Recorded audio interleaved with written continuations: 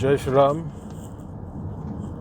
రేపు బక్రీద్ సందర్భంగా ఎన్నో చోట్ల అక్రమంగా ఆవులని మరి కోడలని అక్రమంగా సుప్రీంకోర్టు ఆర్డర్లను బేఖాతరు చేస్తూ మరి ఎన్ని చోట్ల వీటిని చంపే ప్రయత్నం చేయడం జరుగుతుంది.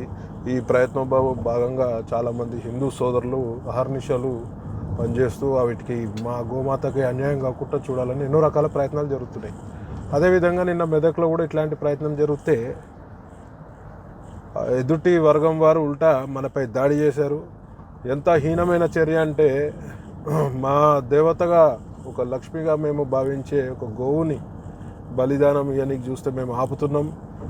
ఇది ఒకటి మా హిందూ సాంప్రదాయానికి విరుద్ధం. అది కాకుండా సుప్రీంకోర్టు గైడ్లైన్స్ కూడా క్లియర్గా ఉన్నా కూడా మరి ఇతర పార్టీలో ఉన్న హిందువులు కూడా సపోర్ట్ చేస్తూ ఈ యొక్క క్రూరమైన చర్యకి హిందువుల మనోభావాలని కించపరిచే విధంగా, వాళ్ళ యొక్క సెంటిమెంట్లకు భగ్నం కలిగే విధంగా బిహేవ్ చేస్తున్న అందరికి కూడా ఒక తీవ్రమైన హెచ్చరింపు తెలియజేస్తున్నా. ఎవ్వరు కూడా ఎక్కడ కానీ అన్యాయంగా ఒక గోవుని కోడని బలిచ్చే ప్రయత్నం చేసినా, ట్రాన్స్పోర్ట్ చేసినా, ఇక్కడ నుంచి అక్కడ తీసుకెళ్లే ప్రయత్నం చేసిన మా హిందూ సోదరులందరూ కూడా పెద్ద ఎత్తున ఉద్యమిస్తారు. మరి హిందూ సోదరులందరూ ఉద్యమిస్తే ఎవరు తట్టుకోలేరు, ఏ డిపార్ట్మెంట్ కూడా తట్టుకునే పరిస్థితి ఉండదు. ఇవాళ కాంగ్రెస్ గవర్నమెంట్ వచ్చినాక ఏమైనా తగ్గుతాయి అనుకున్నా నేను. గత ప్రభుత్వం చేసిన పొరపాటే ఈ ప్రభుత్వం చేస్తుంది. నేను కాంగ్రెస్ వాళ్ళకు కూడా ముఖ్యమంత్రి గారికి విన్నపిస్తున్నా, అక్రమ గో రవాణాని అరికట్టాల్సిన బాధ్యత మీ ప్రభుత్వంపై ఉన్నది.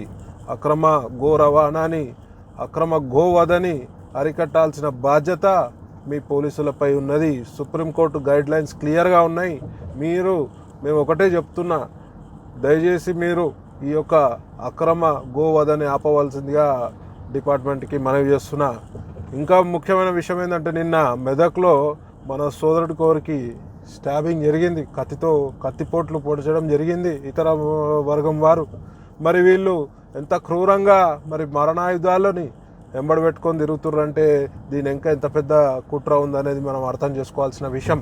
ప్రతి ఒక్క హిందూ సోదరుడు ఇంకా 2 రోజులు ఉంది, ఇక్కడ కూడా అక్రమ గోవధ జరిగినా ఆపాల్సిందిగా మనవి చేస్తూ, నా అవసరం ఉంటే డెఫినెట్గా నేను కూడా వచ్చి ఫిజికల్గా ఎక్కడికైనా వస్తాను.